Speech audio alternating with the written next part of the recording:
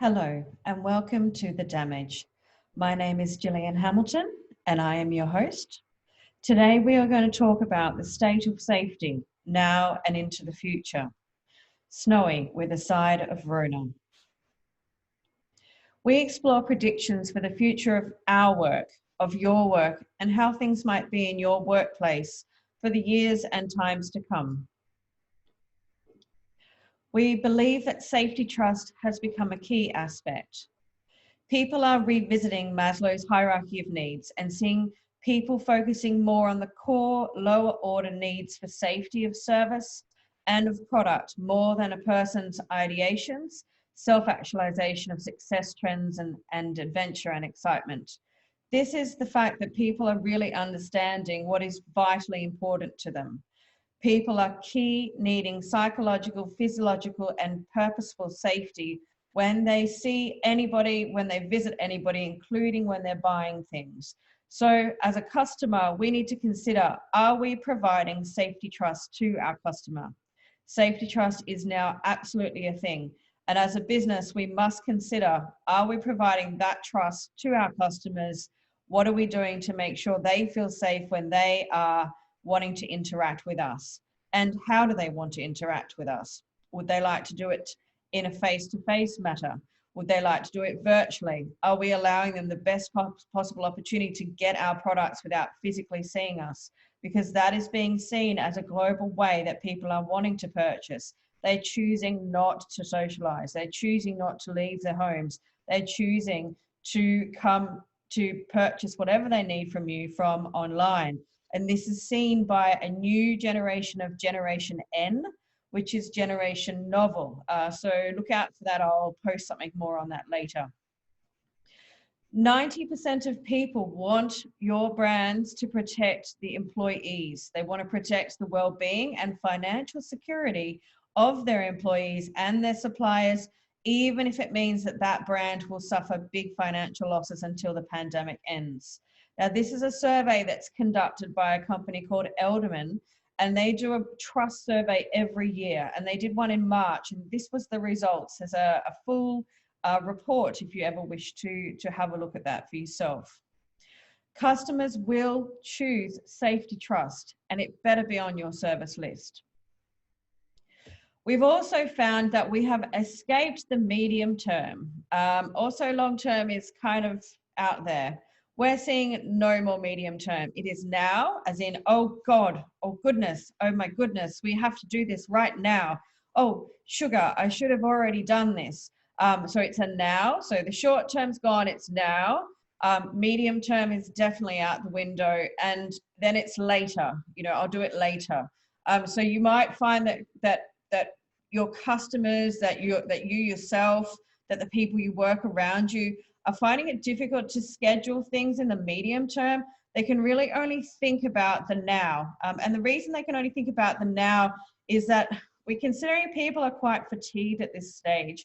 With the pandemic going for over 170 days, people are finding themselves fatigued. People are unable to be able to have the energy to consider the next few steps because they're still busy trying to work through the current steps. And we feel that even if you think and look at some other theories on this, they say that it's the surge effect and that people have run out of energy because of all these surges that they've been taking. And we are foreseeing that things are really now. They're last minute, and there's definitely no medium. So it's now or never term. We're also seeing that the reliable people that you always thought were 100% reliable are becoming slightly unreliable. And look, it's not necessarily their fault. It might be because people around them are losing their reliability, so they're trying to hold them up, and that sort of has a domino effect.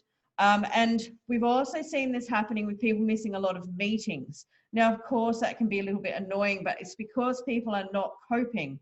So we have to be really careful about when we're engaging with people and when we're speaking with people, and this is people within your business and people outside of your business, we have to be careful not to dismiss people because they might have missed a meeting or they were late or they had to reschedule at the last minute. it's normally because they're either not coping or because somebody else is applying pressure to them, which means the plans that they had because of this whole now or never term are being thrown out the window, and they're having to apply their efforts and their concentration on things that are right this minute.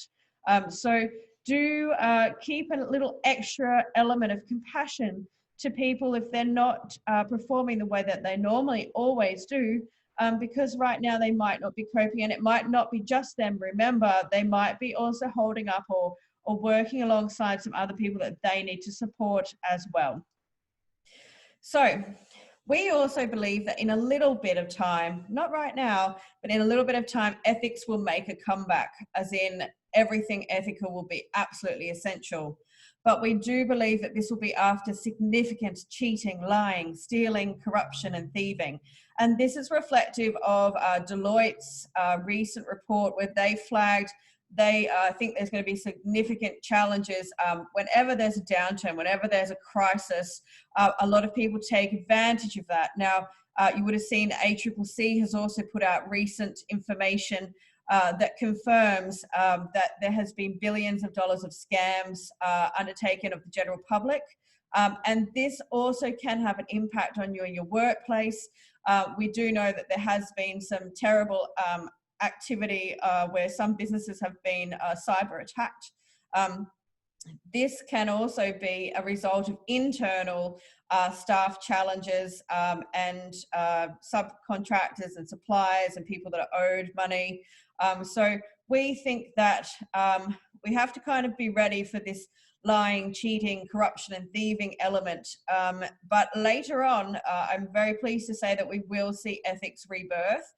It will be something that people will want to hire you for. How is your ethics? And if there's an ethics test, people would be doing that as a pre-employment ethics test, potentially for some higher level players.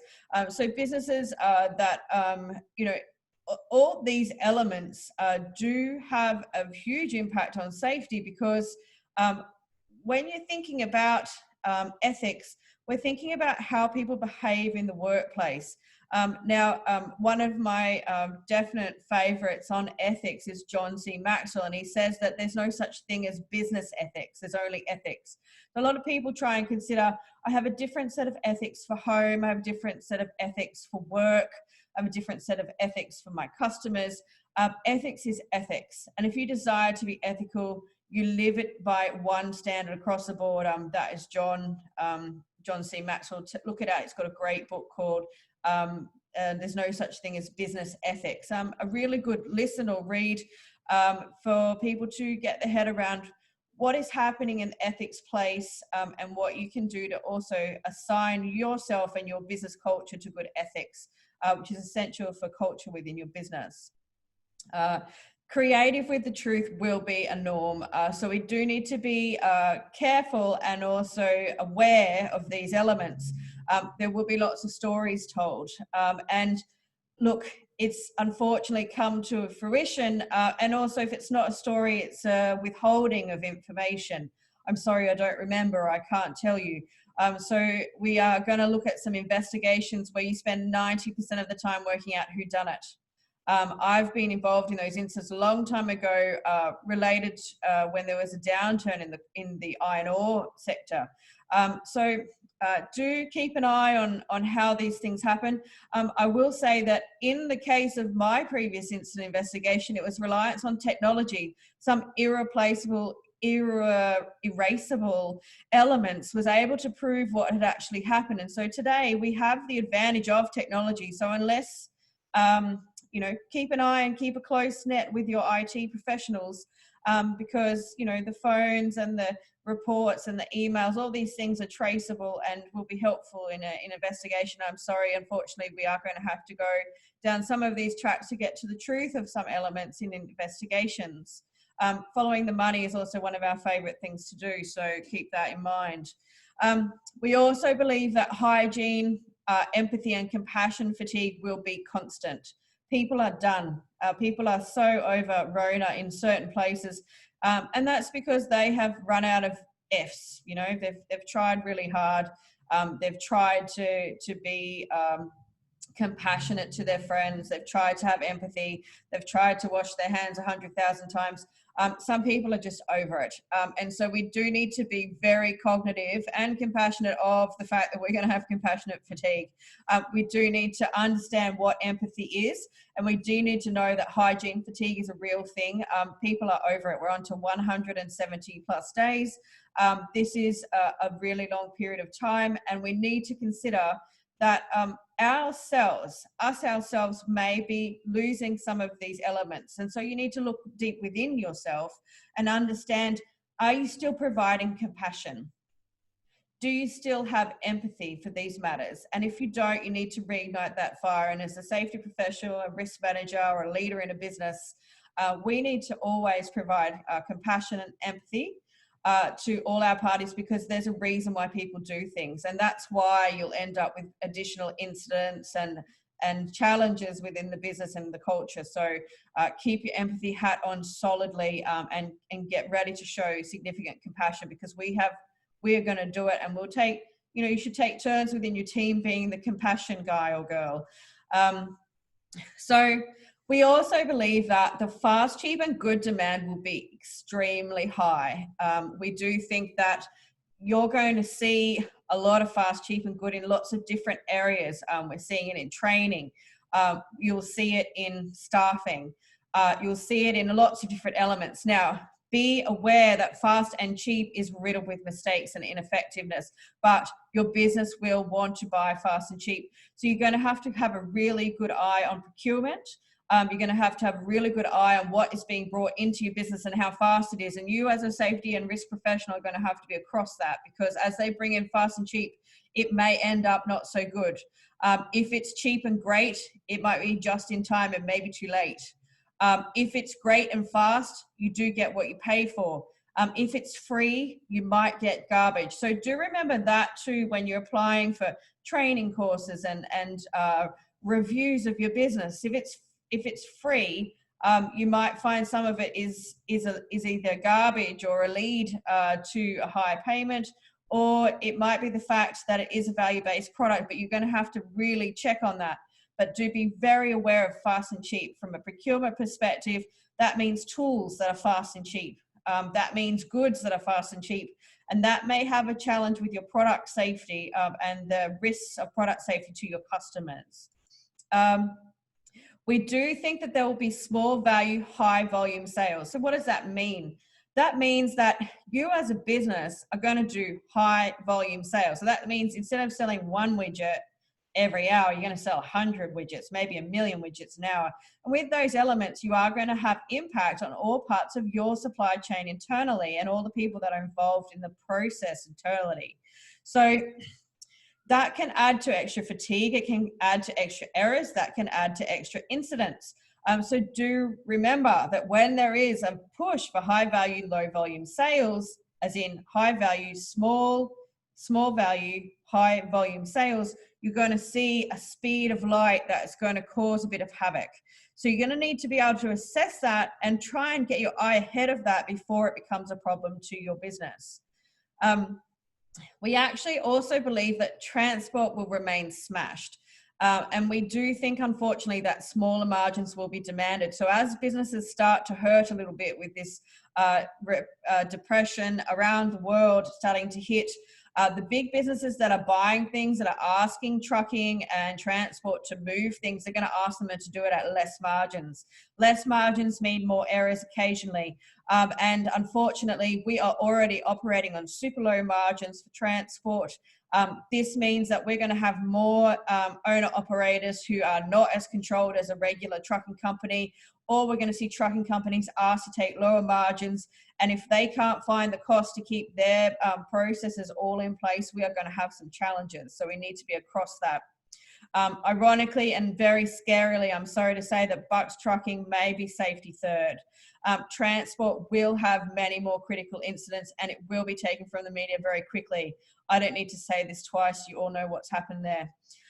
When we start to ask people to do less checks and balances, we sometimes have more challenges. So we need to be across that as an internal business managers, even if the regulator says do less, we need to consider what we need to do to be able to keep our people safe and to keep our third parties safe as well.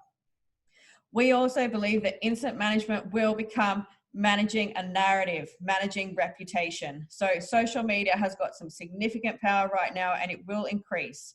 So you as a business, you as a safety manager, you as a risk manager are going to be managing incidents, which is managing a narrative. We don't want the general public to think that your business is causing harm. We don't want to have this kind of activity happening around the workplace. We don't want society to think that your business is problematic. We need to hope that we get in and out of the media as fast as possible, or we stay out of the media in the first place. So managing a narrative, managing a reputation, you need to be across crisis management for media. And if you're not, you need to take key concepts and key accountability by getting in touch with people that know how to do this.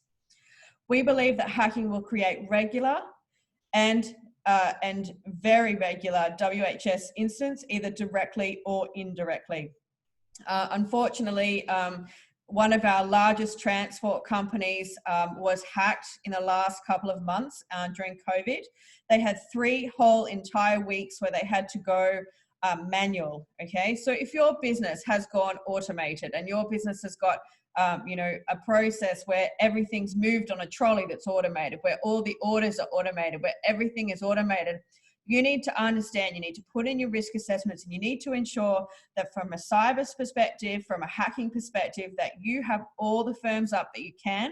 And you also need to be prepared that when you are hacked, that this will cause workplace health and safety incidents. What kind of incidents, you wonder? Well, if normally a conveyor belt moves things and all of your staff are fairly unconditioned to moving things because they don't have to move anything physically, it's all being done via the machine, and then the machine stops and you need to be able to move by hand, those people are going to be at risk. That's one example.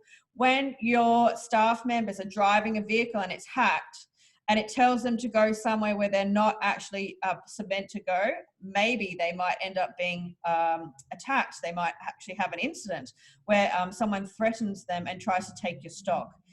This is happening with some of the businesses that I'm working with, and this is a challenge that we need to be across. So from a risk perspective, we need to understand our business. We need to update our risk registers, and we need to consider, how is our business exposed or potentially exposed to, if there's a hack, how is this going to happen, and how is it going to create an incident upon our workforce?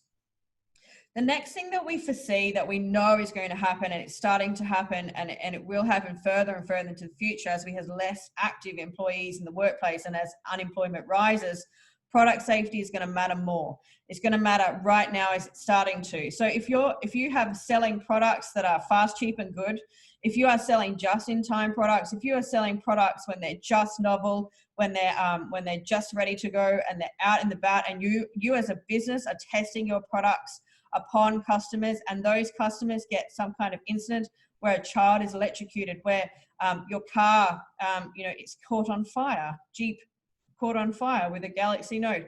If your product is causing harm to people around the world, then you will be held accountable no matter what country, no matter where. So we need to make sure that our products are safe. And so safety and design and safety products have been very low and less cared for.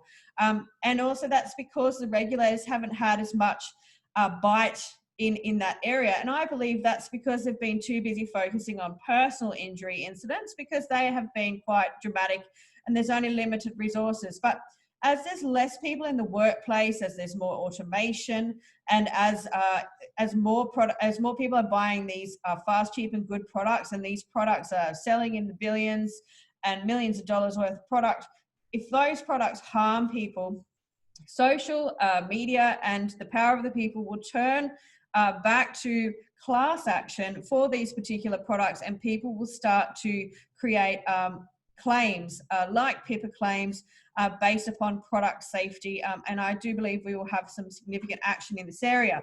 I think that injury law will shift to safety in goods and services design, and that the manual for personal injury law will expand to product safety. And I think this will be very interesting to watch, and I do believe we've got this coming up, because as there's less physical products, as we're focusing more on IT, even IT products, if they are causing psychological harm, if there's things that are causing stress, and it's proven that those particular apps or computer programs actually cause stress upon an injury, upon a worker, upon the general public, this might be an interesting future for us to consider, and for something to us as a business. If we're selling products, just because they're not physical goods doesn't mean that you're outside of the liability aspect and the due diligence requirements for making sure your product is safe to use. We've said it before and we'll say it again, work cover claims will be unprecedented, and they will start kicking up as soon as the JobKeeper starts dropping down. So as staff are dropped off, work cover claims will rise. And we have seen some pretty interesting changes in every single state for work cover liabilities and aspects for lots of different things, mental health claims, PSTD, anything related to COVID. So I do need everybody to keep an eye on this element, and you do need to be across your business risks in this area. We're going to release another, the Damage magazine, specifically about the new and changes in workers' compensation state by state. It is very complex. There's been a myriad of fast and dynamic changes, and I think it's time we all caught up on that. So that will come through. There's also been a lot of hoo-ha and challenges in the news about iCare and other work cover agencies, and if they're going to go broke. Let's be clear here. A work cover scheme is never going to go broke. They're not going to struggle. They're going to end up billing you. And you being the employer, and we have already looked at this before, the damage, we've also mentioned it 2 years ago in my book, Risk Dollarization, that they will bill you. Your premiums will rise, they will not go broke. So we need to collectively be aware of where these new changes are, so we can manage them as employers, and that we can make sure that people get what they're due, but also people don't additionally get what they're due. And we need to make sure that work cover doesn't end up being another form of social security. In our, some other countries, work cover is really social security, and we need to keep away from that in Australia. We also think that when times are down, or we know that when times are down, merger and acquisitions are hot. They are galore, and people will be buying bad debt, bad books and bad operations. Their intention will be to turn that over. There's customers that they can please, there's customers they can buy, but what we need to be aware as risk managers is when they're buying businesses that are available at a low cost, that means they have gone way down. They're already broke. And so when a business has been broke or facing liquidation, they cut corners. They cut lots of corners, and the costs of those corners are going to be very high. So we need to be very, very aware of working alongside our new purchased acquisitions, and be aware of where they have been really riding on the fumes of oily rags, and where those risks are for safety, and for the customers, and for your employees that you buy and the employees that you acquire, and also for your existing employees that you merge. So it is something to be really aware of. The Big Four don't really do reviews of these kind of elements. At Managed Damage we do, and it is an aspect that's very interesting.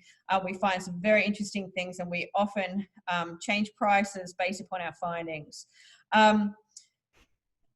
Debt and short dollar operations mean purchase orders for pencils, and we're all going to be, and if you're not already, in a workplace now where it is every dollar counts. A purchase order for a pencil, we joke about that when we're in mining and there's a downturn, but this is everywhere now, and a lot of businesses aren't used to. And in our whole entire livelihoods, in our whole entire business lives, none of us have really worked within a solid recession in Australia.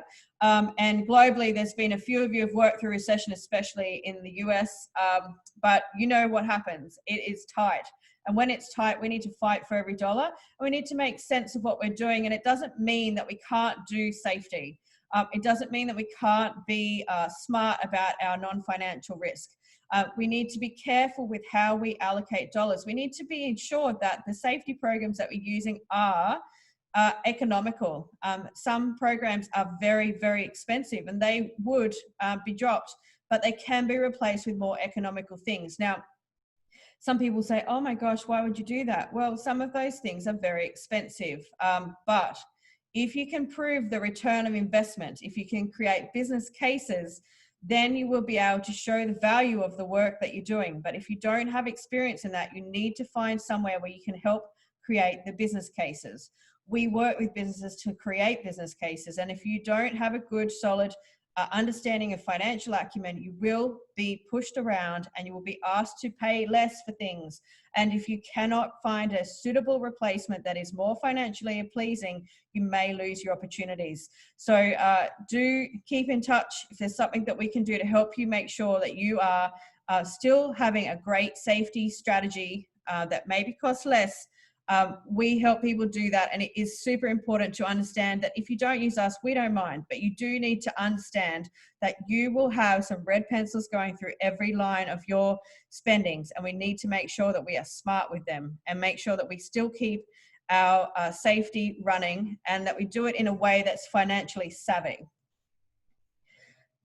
I also wanted to add that we won't be using so many consultants. There'll be no spending, and unless you've tried for months, and then you failed, and then there's been a high profile incident or case, and your client is making you fix it right now, or you're going to lose a contract. That's when you're going to spend. And when you spend like that, you're going to spend a lot of money. So as a business, you need to be careful about the full halt of spending. You need to be careful that if you stop spending everything, this is where you're going to end up. You're going to end up in that space where your client absolutely smashes you and they say, wow, this is horrific. You're going to lose your job. You're going to lose this whole tender. All these people that you're working with, we're going to replace you because you have broken your contract requirements for providing a safe workplace. So be aware that when you stop spending all your money, you're going to be in this place. So be very careful.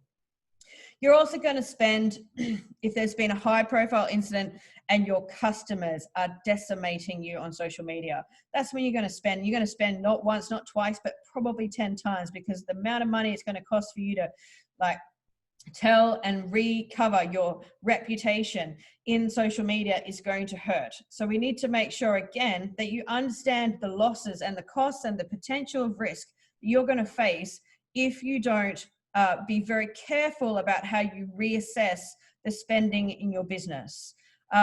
We also believe that you are going to have lots of political views at your workplace. You're going to have tea parties at work, and you're going to have tea parties with your staff. But we also believe you're going to have political views and tea parties with your customers. Now, what happened in the past war, okay? Think about it. There was a lot of solid political parties joining. There was a lot of protests. There was a lot of people being hard left or being hard right. And so it becomes a little bit extreme. It becomes a little bit challenging, and those views come to work. Now, we are seeing them every day.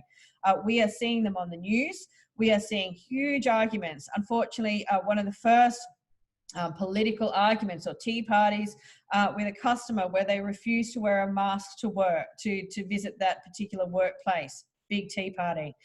So if you don't know what a tea party view is in political terms, go and look it up. As a business person in safety, you need to understand what is the political view. You need to understand what a tea party view is, and you need to understand that potentially you're going to have some challenges there, and you need to understand why they do it. So once you understand why they do it, you should be able to understand what you can do to work with. How can you work with that? Because we are not going to escape these kind of actions. There's going to be high political views. There's going to be tea parties with your customers and with your staff. So we need to understand what we can do about that, and we need to understand what people want. And we need to make sure that as a business, our risk appetites are appropriate to these particular measures. We also believe that the power will shift. It's going to shift to the people and social media, and this is a very frightening aspect to some of the businesses who are used to conducting business in a certain way. Their usual power plays will not be effective. They're not going to really work in the way that it has, because people have moved down the Maslow's triangle. It is now for safety. It is now for psychological and physiological means. There is a lot less care, and people who don't have jobs don't care about being pulled through the media. They don't want to be hushed. They don't need to be hushed. They don't have a particular reason to not stand up And as we approach the highest unemployment levels that we have ever had in our country for as long as we have all lived, me particularly, not my grandparents, we are going to find that this is going to be a challenge, and social media is our new universe, and it's where the power lies. And that's why there's been some particular arguments about different kinds of social media. And if you have a look at the visual capitalist, there's an aspect there about social media universe, and it's very interesting about the different sizes of social media and what they do. Now, will this see an re-emergement of the power of the unions? Will this see people coming together in that way? I'm not sure, but it will be very interesting if it is. We are going to see people trying to internalize some functions like chief medical officers, etc., trying to make independent decisions. We are fearful that a lot of that internalization may create more Fair Work Australia airtime. And some of those businesses are okay with that. But some businesses trying to do a copycat on this particular thing, unless you've got a lot of legal power, it should be a little bit of a thing to keep an eye on. It might be a play that's not completely appropriate for your business. I am very sad to say that I think we're going to see a lot more suicides at work. And I have worked in workplace where there has been a suicide at work. This is going to be hard times for people. There are people who have earned a lot of money and their husband or wives don't have a job anymore. That is going to cause some significant havoc because we've got a lot of debt out there. And I think that we're going to have a lot of people who are going to be having a super hard time. That's why they appointed a chief psych for Australia. Now, they've been very quiet. Now, I'm not sure where the next action is on that, but when this starts to happen, I think that person's going to stand up a little bit more. So we need to be very aware of this element. We are not seeing the statistics of actual suicide at the moment, but keep an eye out on how your people are. And EAP just doesn't always cut it, guys. We need to be actually active and understanding what's going on with people, and we need to have some conversations about what's going on at home, because when somebody who's reliable becomes unreliable, when people are missing meetings, when people are having challenges in the workplace because they're not doing their usual self, that's because they're not their usual self. And this is a hard time, so we need to really think about people. People will be getting PSTD at work. People will be getting PSTD from work. And the law has shifted in some states to make it automatically accepted under workers' comp. There will be significant mental health claims from work. And again, the laws have shifted. Mental health does not need to be a significant contributing factor from work. This is a huge change, and it's going to have a huge change on your premium impacts. I'm also very frightened about how many fatal car accidents we're going to have at work as well. We really need to be aware of our work colleagues. We think also injury lawyers are going to be flat out like lizards drinking. You know, you only need to look at the environment. You only need to go to Facebook and see how many ads there are. They are unprecedentedly having a ball. And there's people lining up, and as people lose their jobs, they have nothing else to go for. So they're going to line up at those injury law firms, and those people are going to be really, really busy, and the court's going to be clogged up to the hilt. And as a business, we need to be able to think about what can we do? What can we do to manage the exits of people in our business? What can we do? Can we do exit medicals? Can we try and start to create some proof of how these people left so that we don't have them leaving and then creating some additional challenges as they leave our businesses?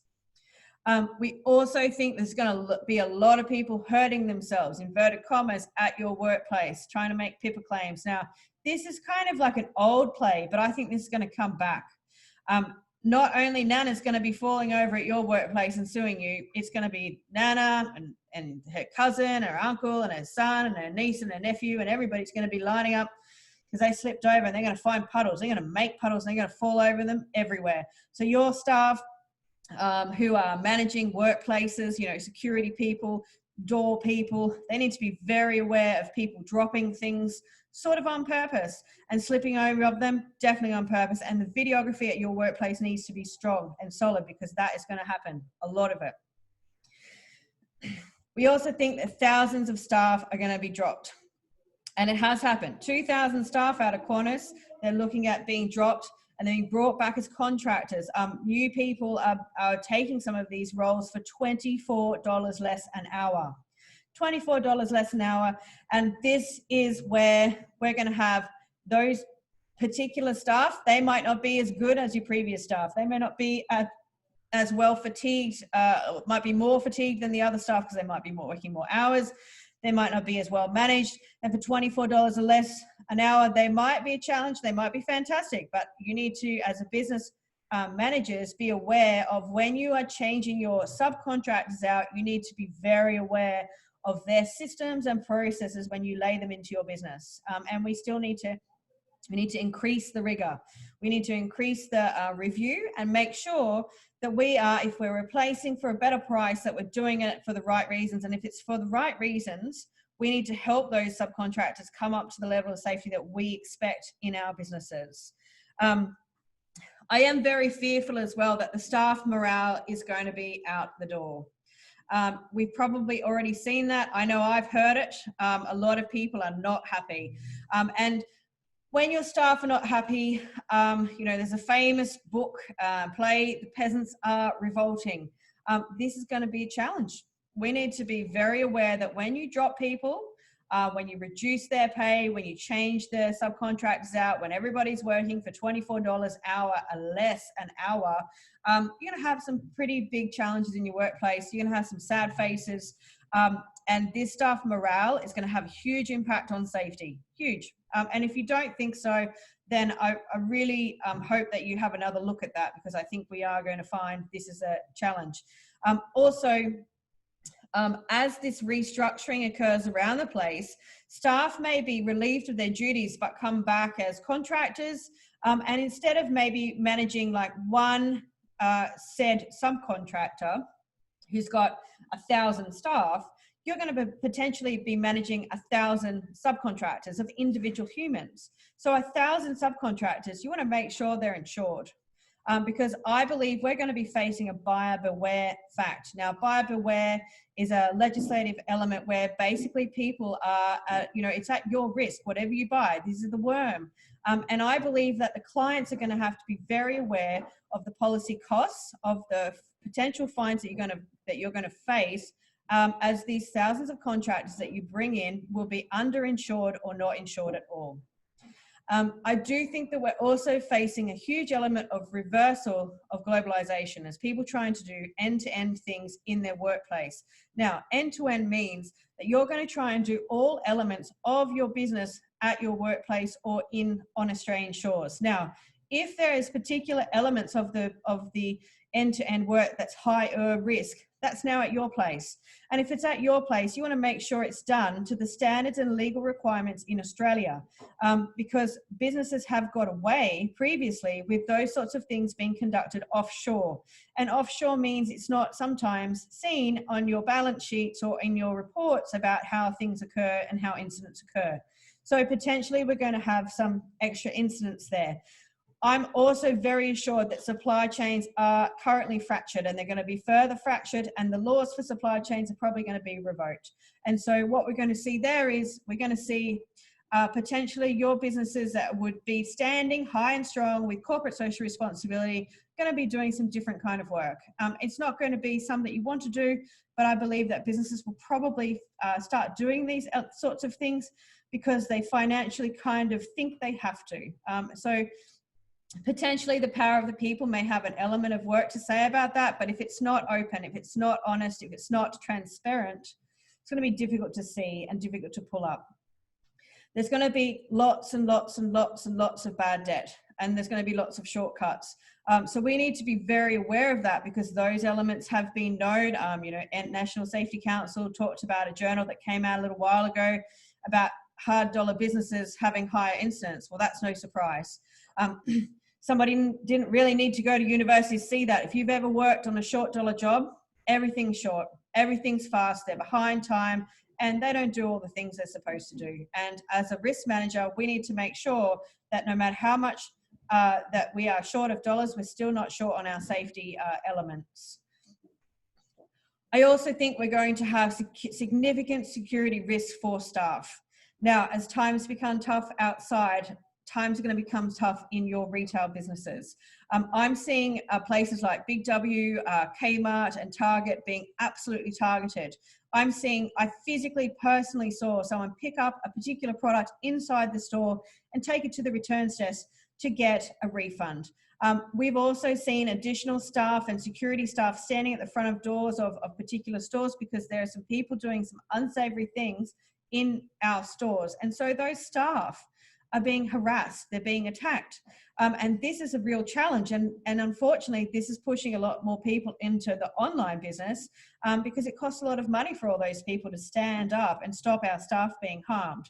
So we need to consider, how are our staff potentially at risk before this happens at your workplace, before we have a problem. And thank goodness we're not running so much cash anymore, but who knows what they're up to. And we need to be very, very careful in looking after our staff and making sure that we're keeping an eye on what is the flavor, what is the expectations for the changes going forward.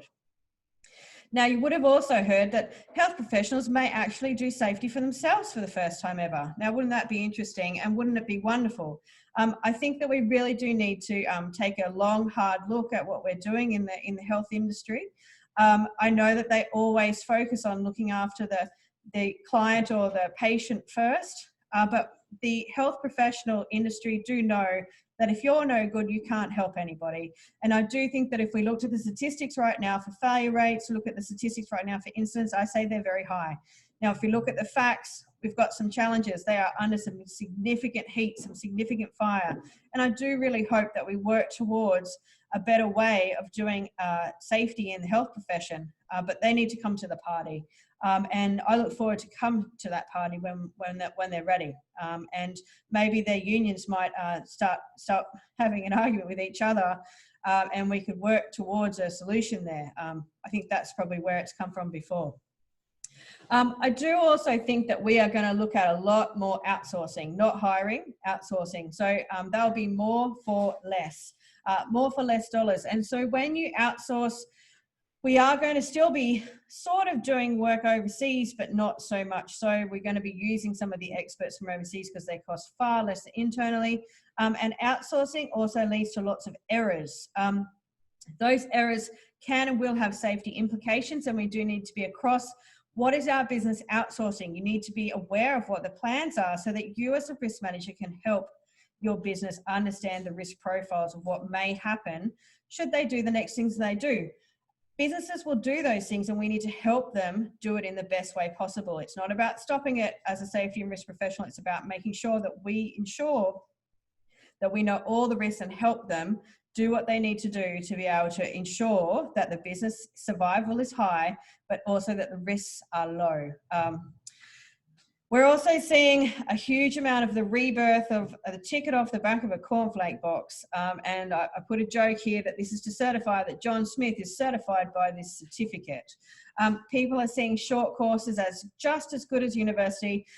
We've recently seen the Netflix of training being released. And there's a lot of courses there that are fairly, Look, we just need to be careful of what we're giving our staff for training, and we need to make sure that they're actually providing value and not just wasting people's time. And we need to be assured that when we're hiring people to do work for us, that they are actually certified and that they're not just getting a few of these certificates off the back of cornflake boxes or corn fritter boxes, let's be honest. I do think that we are going to see more pay cuts. I know that the Big Four did pay cuts and they've gone back to not pay cuts. That's because they're busy restructuring everybody's businesses and suggesting that they have pay cuts. So a pay cut may be your way to keep your job. So you might need to consider saying yes, or you need to consider what is the next step. There is going to be some really big, significant additional changes as the JobKeeper drops off. And some of your businesses will be either not qualified for JobKeeper just now, or they will be facing that in the next couple of months. We also believe that employees will become way more than stakeholders. In the corporate governance world, employees are stakeholders. And we think that our stakeholders are going to potentially be part of a challenge for businesses globally. I think that the peasants may be revolting. And I think also that employees need to have a different kind of nomination. Rather than stakeholders, they might be placeholders, or they might be really key parts of our business, because without our employees, we are unable to make any money. But if we treat them just as stakeholders, we might have a few more of them giggling like this young man. He's laughing because he's calling his lawyer, or he's calling work cover, or he's calling the union, or he's calling a whistleblower's hotline. So we need to be very careful how we treat our staff, because we need to make sure that we don't end up on the front page of the newspaper with our stakeholders. Thank you so much. And we hope to hear from you again on The Damage.